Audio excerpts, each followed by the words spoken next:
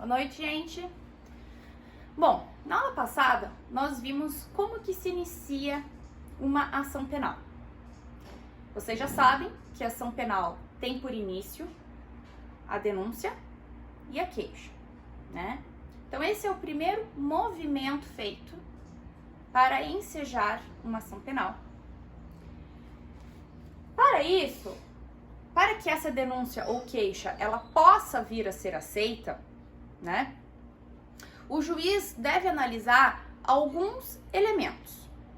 Então, primeiro, deve-se analisar se essa denúncia ou queixa preenche os seus requisitos formais previstos no artigo 41.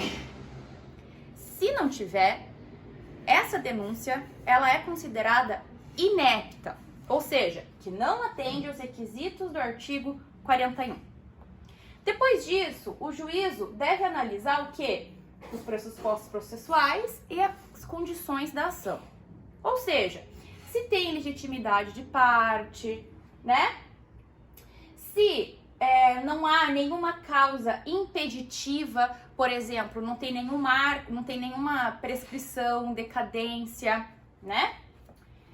E por fim, é necessário que a justa causa. O que é justa causa? Justa causa são aqueles elementos mínimos acerca da autoria e materialidade, elementos probatórios. Lógico que aqui não se exige uma cognição absoluta, uma cognição exauriente, né? Porque a instrução mesmo, ela é durante, por exemplo, em fase de audiência. Então, haverá a fase de audiência, onde serão produzidas as provas perante o juízo, né? Mas aqui são elementos mínimos que embasam essa denúncia ou essa queixa, tá? Então, ou seja, começando aqui a nossa linha, né? A gente vai ter, primeiro, um oferecimento da denúncia ou da queixa, passando por uma análise preliminar, que é o juízo de admissibilidade. Isso, lógico, estamos trabalhando com um procedimento comum, né? Vocês já sabem também que o procedimento comum, ele pode ser ordinário, sumário ou sumaríssimo, a depender da pena, né? Então, considerando o procedimento comum, que é a maior parte dos casos, né? Oferecida a denúncia ou queixa, o juiz passará por uma análise preliminar, ou seja, um juízo de admissibilidade, tá? Feito esse juízo de admissibilidade positivo, evidentemente, então o juiz entendeu que todos aqueles elementos estão presentes na denúncia ou na queixa. A partir disso, é preciso o quê? Citar o acusado ou acusada para que ofereça resposta à acusação. É o sentido do processo. Se vocês forem analisar, cada fase, em cada ato, né, tem uma ligação com o outro. Foi oferecida a denúncia, qual é o próximo passo? Saber se ela tem embasamento a ensejar uma ação penal. A ensejar ali aquele caminho em que o sujeito vai ficar submetido ao processo penal. Então, existe fundamento, tanto material quanto formal? Essa análise é o juízo de admissibilidade.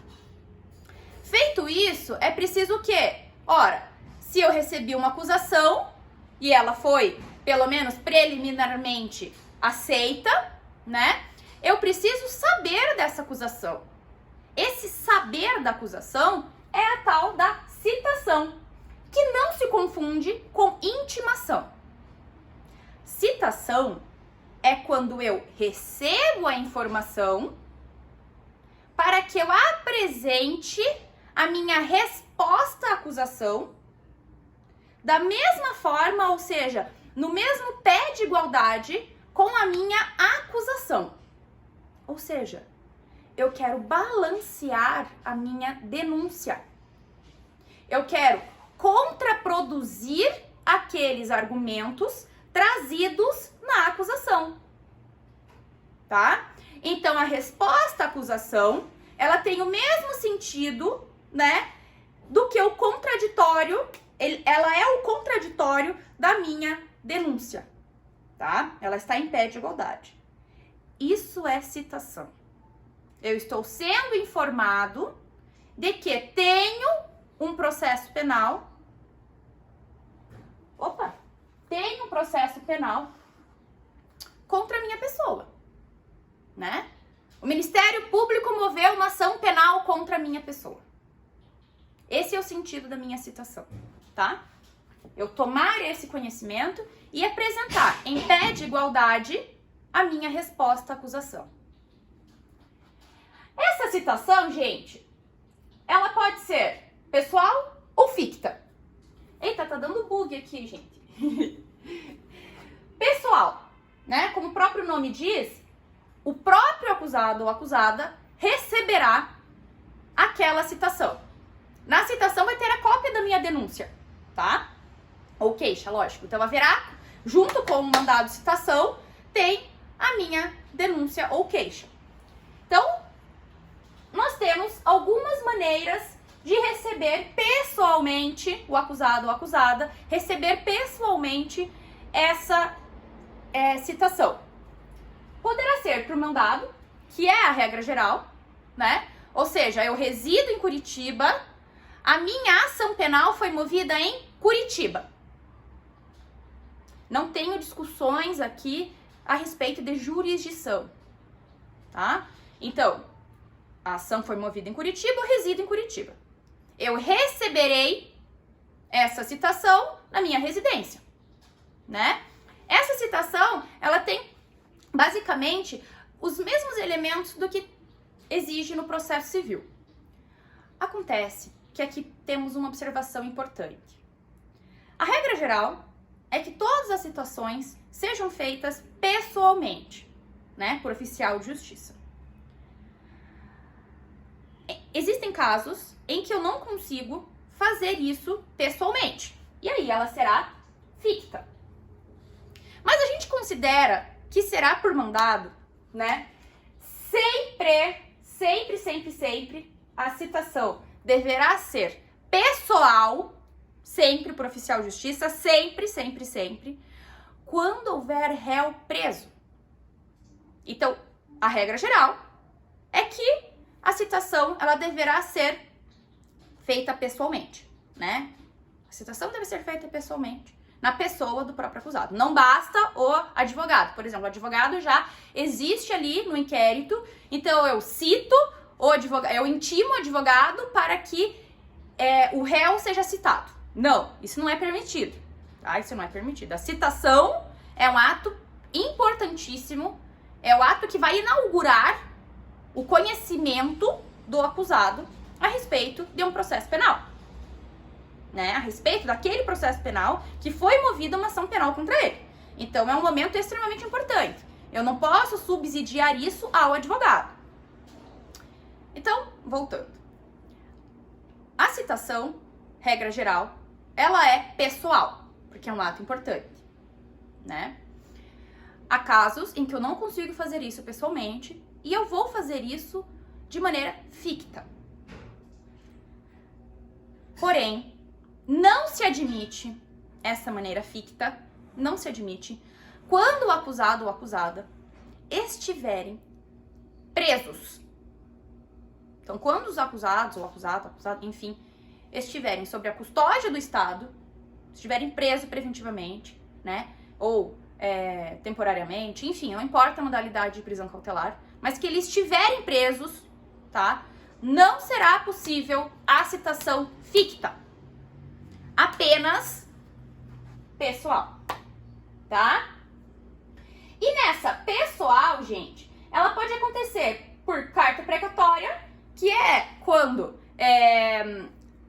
o juiz remete uma carta precatória a outro juízo. Por exemplo, a minha ação penal, ela foi oferecida em Curitiba. Eu resido em Balneário Camboriú, né? Então, o juízo de Curitiba vai mandar uma carta precatória para que eu, em Camboriú, seja citado, tá? Então, vocês sabem que carta precatória é quando um juízo manda a outro, né? E a carta rogatória é quando o acusado ou acusada residem fora do país, tá? Mesma lógica da carta precatória, a diferença do país. E a ficta? A ficta, ela pode ser de duas modalidades, por edital ou por hora certa. Vou começar falando da hora certa, tá?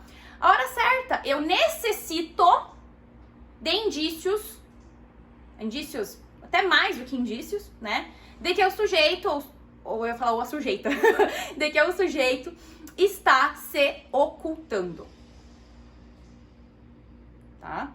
Então, a pessoa está se ocultando. Como que eu vou saber se ele está se ocultando? Foi na primeira vez que o oficial de justiça foi na casa dele e a pessoa estava, enfim, se ocultando. Ele viu o bonezinho ali e falou, tá se escondendo, né? Então, já vou considerar aqui por hora certa. Então, avisa aí a pessoa, o acusado ou acusada, que o fulaninho ali, que amanhã eu venho às 2h da tarde. Isso é hora certa. Se não acontecer, dá-se por citado. Essa seria a lógica. Mas para que isso aconteça, não basta o oficial de justiça ir lá uma vez. Se entende que pelo menos deve-se tentar umas 3 vezes. E que esses indícios sejam realmente fortes, né? Então, viu o carro parado ali na frente e fica dizendo que não tá, né? Então, eu preciso de elementos fortes de que a pessoa está se ocultando. Não basta tentar uma vez ali e já se considerar por hora certa, né? E a lógica da hora certa é o oficial de justiça dizer assim, então, já que ele não está hoje, né, e ele reside aqui, pelo menos é o que tudo indica, já que ele diz que não está aqui, enfim, amanhã, às 2h da tarde, eu venho aqui. Se não estiver, considera-se por citado, né? Ou seja, a pessoa não recebe diretamente aquela citação. Por edital, aí nós temos uma observação bem importante. Por edital, ou seja, quando a pessoa não é encontrada, não que a pessoa está se ocultando, mas a pessoa não é encontrada de jeito nenhum, né? Mesma lógica do que do processo civil. A pessoa não é encontrada. Considera-se a citação por edital. Então, são produzidos no Diário Oficial de Justiça aquela citação, né? Então, tem que sair em diversos meios informativos, em diversos meios de mídia, enfim. Antigamente era em jornal, né? Aqueles jornais escritos, né? Quem que pega os jornais e fica lendo ali atrás, ou quem que vai nas portas dos fóruns ver as citações, né? Ninguém fica olhando os editais por aí. Então, é como o próprio nome diz, por edital. Então, são produzidos editais com a citação da pessoa, né? Mas isso quando a pessoa não é encontrada de jeito nenhum. Não se tem elementos. Antes disso acontecer, é preciso que o endereço informado não exista, por exemplo, ou que a pessoa de fato não reside mais ali e não sabe onde ela reside. Então, a primeira tentativa do oficial de justiça foi ir lá na casa, naquele endereço informado, e foi dito que a pessoa nunca morou ali e nem sabe quem é aquela pessoa. Qual é a outra procedência que deve ser feito, né? Deve ser intimado, deve ser mandado um ofício para os meios, por exemplo, Sanepar, sei lá, Copel, não sei, esses meios, né? Empresas de telefonia, enfim. Então, deve ser mandado ofício para que essas empresas forneçam o endereço do sujeito. Porque senão, gente, a gente vai acarretar um prejuízo muito grande para o acusado. Porque você ser citado por edital é você ter um processo contra você, um processo penal contra você, sem você ter o conhecimento. Né? É você ser submetido a um processo penal sem que você tenha conhecimento. E sabendo disso, o legislador trouxe no artigo 366 a suspensão do processo em caso de citação por edital. Diz o artigo 366, se o acusado, citado por edital, não comparecer nem constituir advogado, então, por exemplo, houve a citação por edital, passado o prazo do edital, o sujeito não compareceu e mais, não juntou procuração nos autos, então não tem procuração dele nos autos, né? A defesa, ele não nomeou nenhuma defesa, porque se nomeado, aí a defesa é intimado para informar o endereço do sujeito, para quê? Para que haja a citação dele. Não que o advogado é intimado para que ele cite o seu cliente. Não, não. O que acontece? Se eu fui citado por edital, eu constituo um advogado, o ideal é isso. Ficarão suspensos o processo e o curso do prazo prescricional. Então veja, de nada adianta eu informar endereço errado, eu dizer que eu sumi do mapa, fui morar em qualquer outro lugar, de forma que ninguém me encontre, sendo que o prazo prescricional vai estar suspenso. A suspensão do processo acarreta a suspensão do prazo prescricional. Sim, senão o simples fato de não encontrar o sujeito ou de não possuir rastro para que ele seja encontrado, acarretaria a prescrição de todos os casos penais, né? Então, nesse caso, o processo é suspenso, então os atos processuais não serão produzidos e, consequentemente, o curso do prazo prescricional. Porém, é possível que o juiz entenda que algumas provas mereçam ser produzidas porque elas são consideradas urgentes. Então, vamos supor que eu preciso ali fazer um laudo pericial. Eu preciso fazer um exame de corpo de delito na vítima. Provas que precisam daquela situação de urgência, que se forem produzidas em outro momento, elas perderão seu valor.